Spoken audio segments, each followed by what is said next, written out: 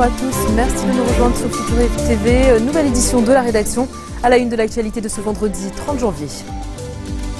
Le Liban porte plainte à l'ONU suite aux violences meurtrières entre Tsahal et le Hezbollah dans la région frontalière des fermes de Shebha.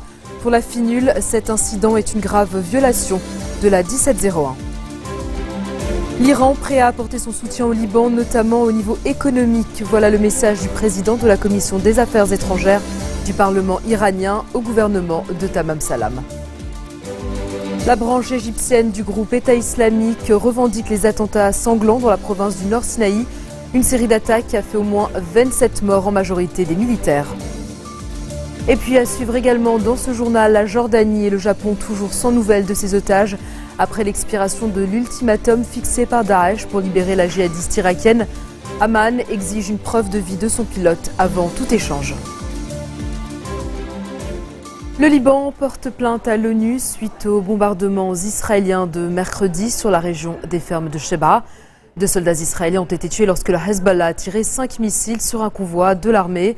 En représailles, Tsahal a bombardé plusieurs villages dans le sud du Liban, où se trouvent notamment des positions de l'armée libanaise et de la FINUL, tuant un casque bleu espagnol.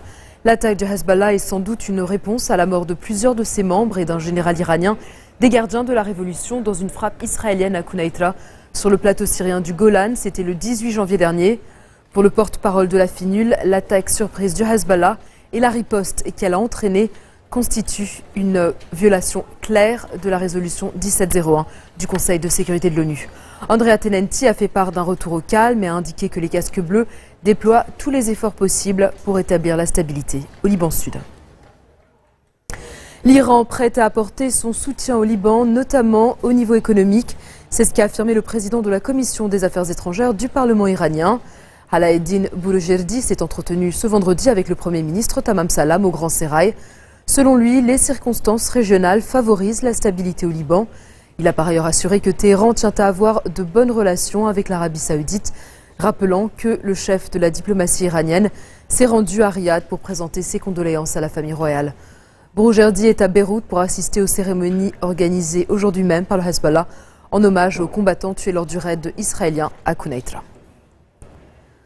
Aujourd'hui, l'application de la déclaration de Bravda est impossible. Voilà en tout cas ce qu'estime Walid Jumblat, pour qui les circonstances régionales et internationales adéquates ne sont pas réunies.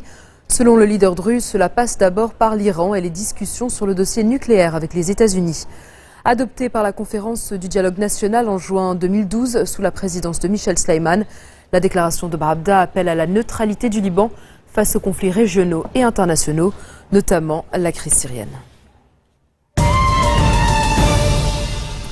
Direction l'Égypte où au moins 27 personnes ont été tuées et une soixantaine blessées dans une série d'attaques qui ont frappé la province du Nord Sinaï. Ansar Bet el-Makdès, un groupe djihadiste égyptien qui a récemment fait allégeance à l'organisation État islamique, a revendiqué ces attaques meurtrières. La plupart des victimes sont des militaires. Des tirs de roquettes et une voiture piégée ont visé des bâtiments de la police, de l'armée, ainsi qu'une zone résidentielle où habitent des officiers à El Harish. Depuis la destitution du président islamiste Mohamed Morsi en 2013, les autorités égyptiennes font face à une multiplication des attaques contre les forces de l'ordre. Un journaliste japonais et un pilote jordanien sont toujours aux mains du groupe État islamique qui réclame la libération de l'Irakienne Sajida Rishawi, condamnée à mort en 2005 pour des attentats à Amman. Les djihadistes avaient menacé d'exécuter l'otage jordanien s'il n'obtenait pas satisfaction. Leur ultimatum a désormais expiré et la situation semble bloquée. Amman réclame des preuves de vie de son pilote avant tout échange avec Daesh. Des manifestants se sont réunis dans la capitale jordanienne pour réclamer la libération de l'otage et dénoncer la participation de la Jordanie à la coalition internationale anti-djihadiste. Le jeune pilote avait été capturé fin décembre après un raid contre des positions de l'État islamique. Par ailleurs, Daesh a abattu un avion militaire du régime syrien qui bombardait un secteur rebelle dans la province de Damas. Les djihadistes ont posté sur les réseaux sociaux des photos de l'avion et du cadavre du pilote en revendiquant l'attaque qui a eu lieu jeudi soir.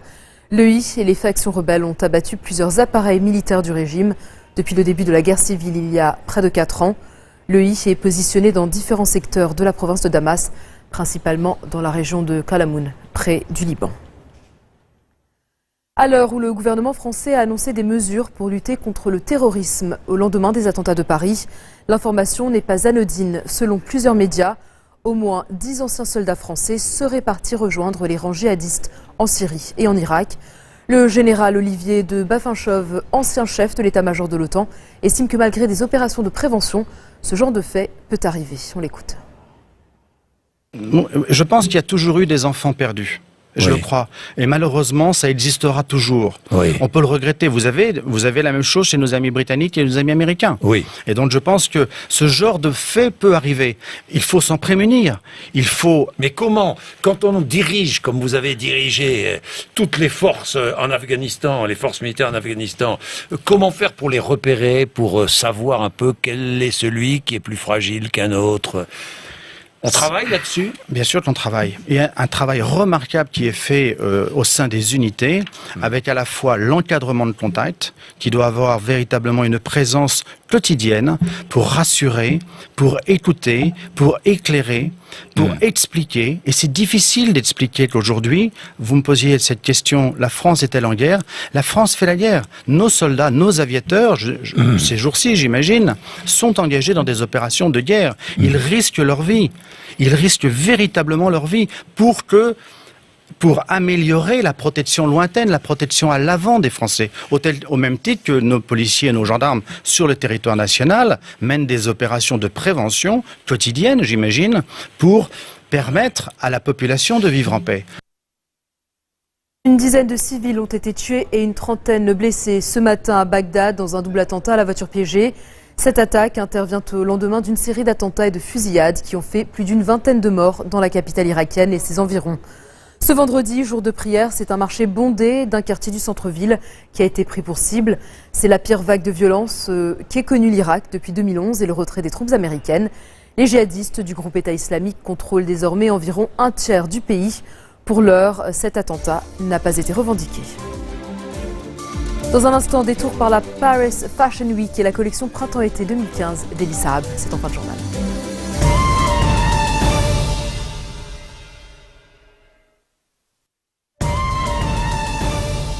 Retour sur le plateau de l'info du 16-40. Journée meurtrière au Pakistan.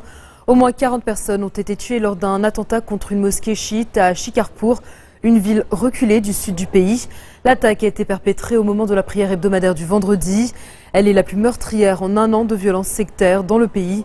Il s'agit aussi de l'attentat le plus meurtrier dans le pays depuis le raid taliban contre une école de Peshawar qui avait fait 150 morts. Souvenez-vous, c'était en décembre dernier. Les ministres des Affaires étrangères de l'Union européenne ont décidé hier soir à Bruxelles de prolonger de 6 mois les sanctions contre des personnalités séparatistes pro-russes et russes.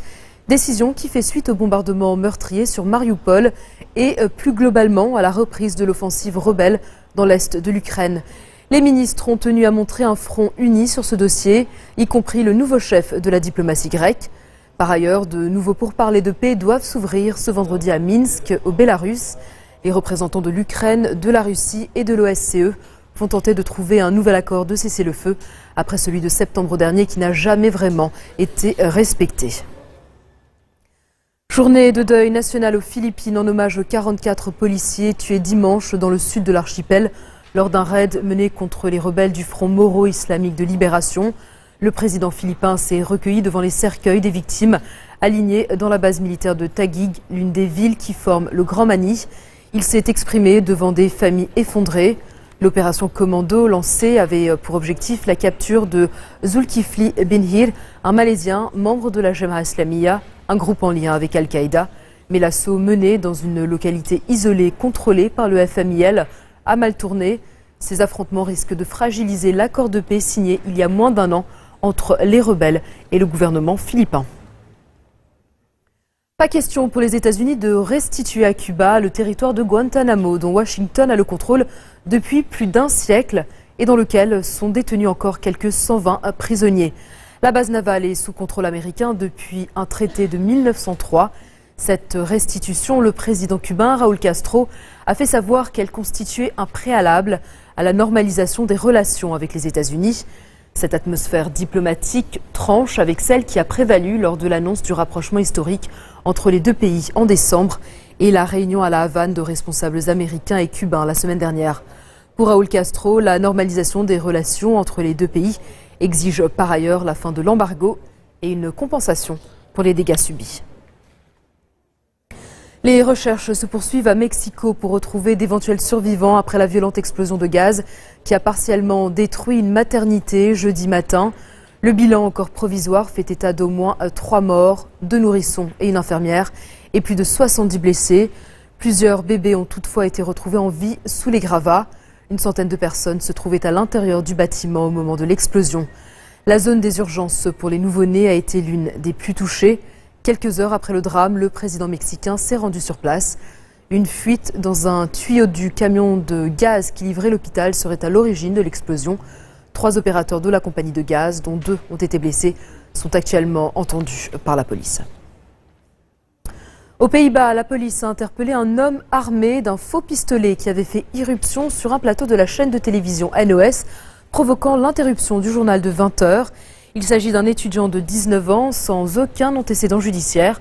Malgré les mesures de sécurité renforcées mises en place dans les médias en Europe depuis les attentats de Charlie Hebdo, il a pu prendre en otage un garde de sécurité. Très calme, il a dit avoir des révélations à faire, affirmant que 8 bombes contenant des matériaux radioactifs allaient exploser dans le pays s'il ne passait pas à l'antenne. Son faux pistolet, muni d'un silencieux, était impossible à distinguer d'un vrai selon la police. Le bâtiment avait rapidement été évacué. Et avant de se quitter, cette page mode, Elie Saab a présenté cette semaine sa collection haute couture printemps-été 2015 dans l'enceinte du Théâtre National de Chaillot à Paris. Au travers de cette collection, le créateur libanais a rendu hommage à une ville chère à son cœur, origine de son inspiration, le Beyrouth de son enfance. Pour l'occasion, Elie Saab avait habillé son catwalk d'arbres et de buissons. Il a présenté 55 silhouettes, 53 robes, un pantalon et une combi-pantalon, évoquant la Riviera orientale qui était le Beyrouth des années 60 et 70. La palette du créateur est douce, des pastels poudrés, du blanc, du gris, de l'ivoire, à l'exception de looks noirs mais scintillants. Perles, paillettes, plumes et dentelles à motif tulipe ornent chacune des créations. Sur le front row, Dita Ventis, Clotilde Courreau ou encore Déborah François sont venus découvrir une autre facette du couturier libanais. Avec cette collection, fruit de la fraîcheur des souvenirs d'enfance et de l'expérience d'un couturier chevronné, Elie Saab ébloui. Écoutez. Je suis libanais et je trouve que je présente une image très belle pour le pays. C'est pour ça, parce que vraiment on passe par une période un peu difficile maintenant. J'ai senti pour présenter une collection inspirée de ma ville et de mon pays. C'est quelque chose qui fait du bien pour l'image de Beyrouth, vraiment. Et comme à son habitude, Elie Saab ne déçoit pas. C'est la fin de ce journal. Tout de suite, le rappel des titres qui ont marqué l'actualité de cette journée. Le Liban va porter plainte à l'ONU suite aux violences meurtrières entre Tsahal et le Hezbollah dans la région frontalière des fermes de Shebra. Pour la FINUL, cet incident est une grave violation de la résolution 1701. L'Iran prêt à apporter son soutien au Liban, notamment au niveau économique. Voilà le message du président de la Commission des Affaires étrangères du Parlement iranien au gouvernement de Tamam Salam. La branche égyptienne du groupe État islamique revendique les attentats sanglants dans la province du Nord Sinaï. Une série d'attaques a fait au moins 27 morts, en majorité des militaires. Et puis la Jordanie et le Japon sans nouvelles de leurs otages après l'expiration de l'ultimatum fixé par Daesh pour libérer la djihadiste irakienne. Amman exige une preuve de vie de son pilote avant tout échange. Merci de votre attention. Retrouvez-nous tous les jours à 16h40 de Beyrouth. Vous pouvez également nous suivre en ligne sur notre site web ou en téléchargeant notre application mobile. Excellente soirée à toutes et à tous et très bon week-end.